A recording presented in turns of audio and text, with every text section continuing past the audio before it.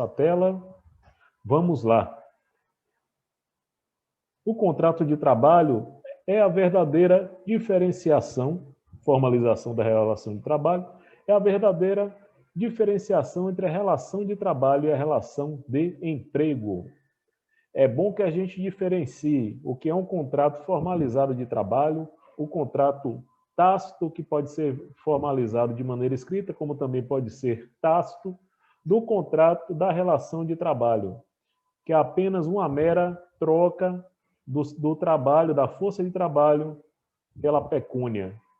Não se formalizando assim a relação de emprego, tema este que irá nos levar a diversas discussões nas outras aulas, que é o tema que está no nosso dispositivo legal da CLT, está também na nossa Constituição Federal, mas para que eu não tenha mais delongas, vamos seguir.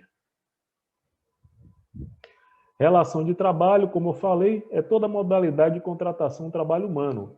Eu, humano, vendo minha força de trabalho, tanto como autônomo, diga-se de passagem, um profissional, a exemplo do advogado, do dentista, do psicólogo, ele, na verdade, vende o seu potencial de trabalho, mas ele não é um empregado. E aí que começamos com a diferenciação. Ele não é o empregado. Temos também o trabalhador eventual, e aí a gente entra, né, na discussão antiga da CLT. O eventual era o famoso bico, era aquele cara que esporadicamente trabalha, né, em eventos, em situações bem peculiares, e que hoje já houve, né, a superação desse trabalhador eventual, com o advento da Lei 13.467 de 2017, a reforma trabalhista, em que o bico foi legalizado, né? Então, agora o trabalhador intermitente é o bico legalizado. Ele deixa de ser o mero eventual para se transformar em intermitente, fazendo essa alusão aí à nova, ou a já infanta, né, o pequeno infante aí de 3 anos, que indo para o seu 4º ano em novembro, que é a reforma trabalhista. Temos também o trabalhador temporário, que não se confunda com o temporário que está na nossa CLT. Esse trabalhador temporário é um trabalhador que, eventualmente, ele presta serviço, é o trabalhador de época. Podemos dar um exemplo aí aos antigos boias-frias, aos trabalhadores de safra, sendo que essa situação também, boa parte das vezes, está legalizada, para que o empregador, assim, ele tenha a visão, né, de segurar, para que ele segure a mão de obra. Temos o trabalhador avulso, e esse trabalhador avulso aí, o exemplo mais próximo que temos aí na legislação, quase que não saía, e no caso prático em si, é o trabalhador portuário. E por fim, temos o estagiário. Terminada a relação de trabalho, vamos para a relação de emprego. Essa relação de emprego é a relação entre empregador e empregado, bem asseverados as suas características nos artigos 2º e artigo 3º da CLT.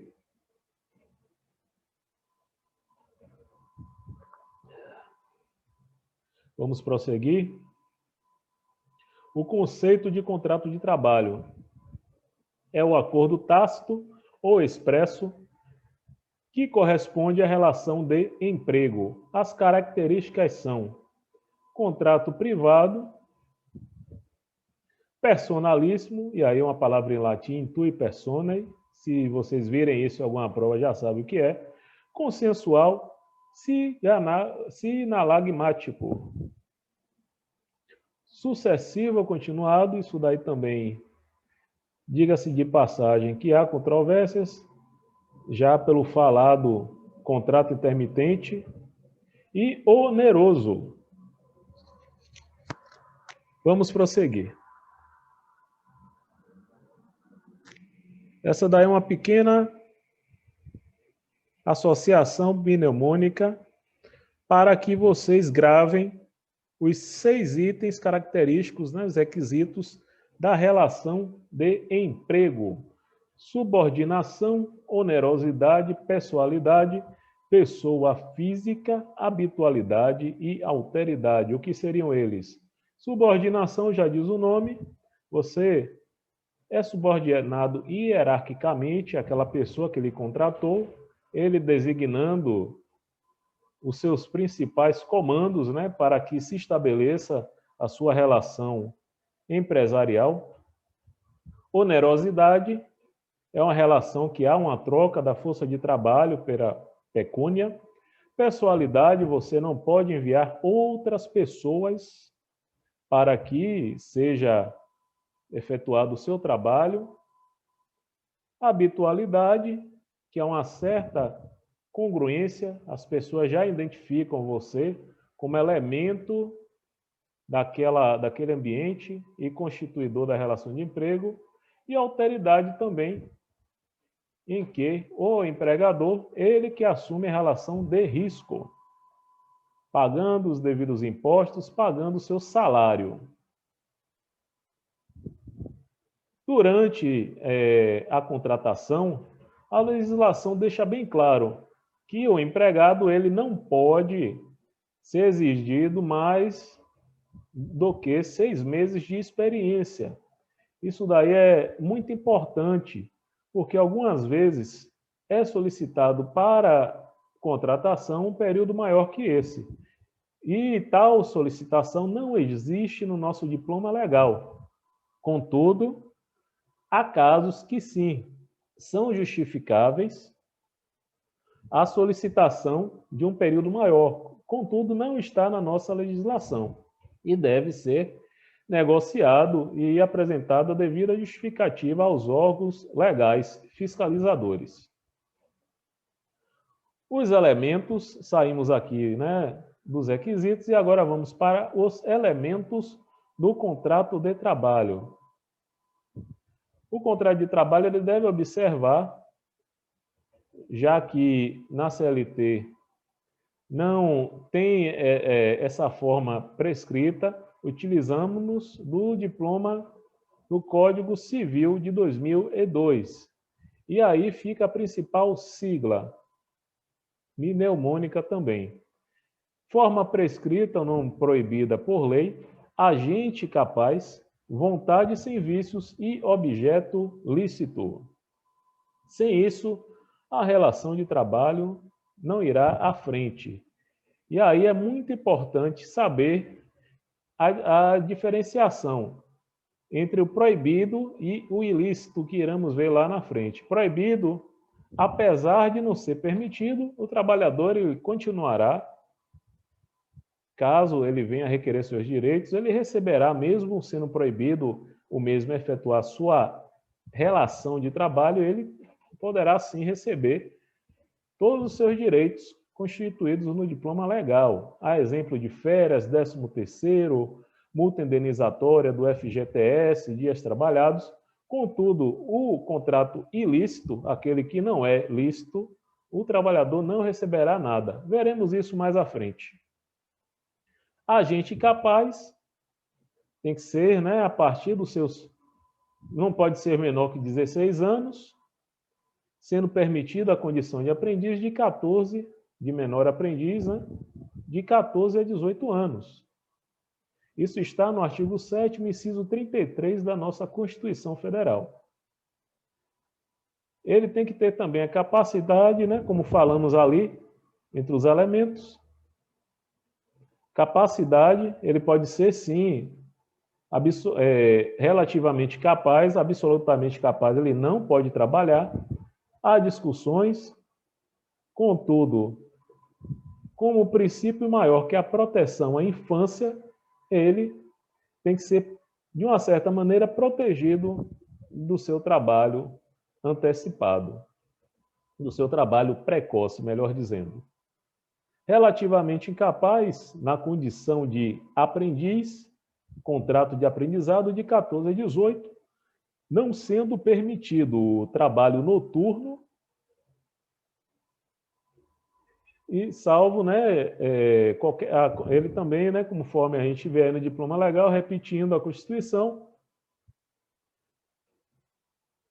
menores de 16 anos só podem trabalhar na condição de aprendiz, que aí é dos 14 até os 18 anos, onde eles atingem a maioridade.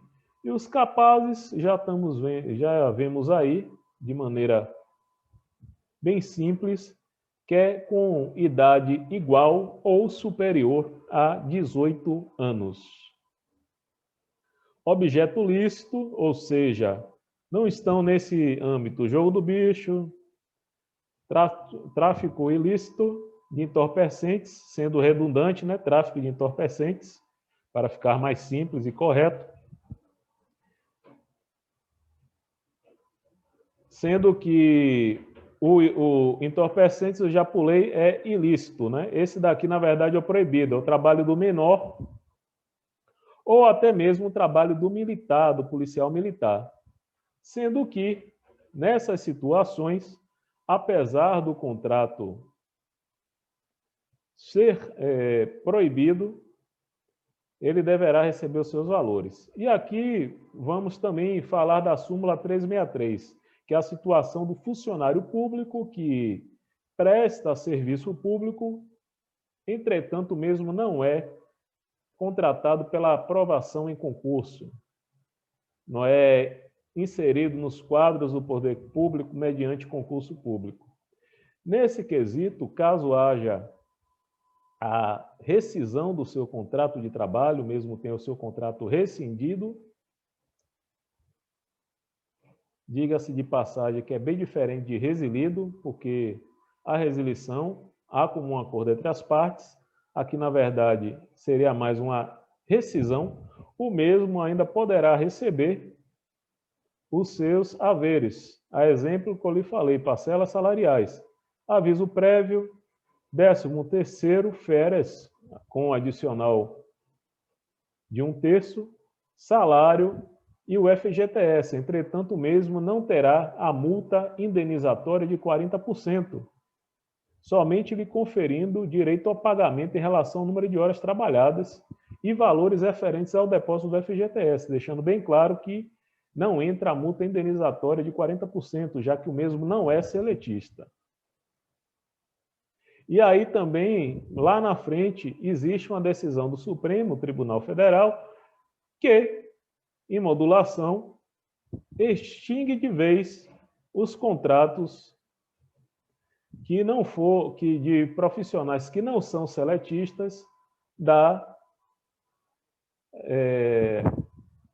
fiscalização da competência da Justiça do Trabalho. Então, a Justiça do Trabalho agora, aquele profissional que foi contratado de maneira regular, porém o mesmo é seletista, ainda a Justiça do Trabalho é competente para julgar sua causa. Já aquele que a relação foi uma relação direta com o poder público, só cabe à Justiça Comum. Isso daí é uma atualização que é importante também eu salientar isso para vocês. Com mais calma, eu peço que pesquisem sobre isso para ficar claro, inclusive no site dos tribunais, principalmente do Tribunal Superior do Trabalho. Súmula 386, reconhecimento de vínculo empregatício com empresa privada. Esta daí é a situação do policial militar, caso mesmo venha requerer na Justiça do Trabalho reconhecimento de vínculo, não há nada que o impeça, mesmo que haja penalidade no Estatuto da Polícia Militar. O mesmo poderá requerer todas suas verbas trabalhistas.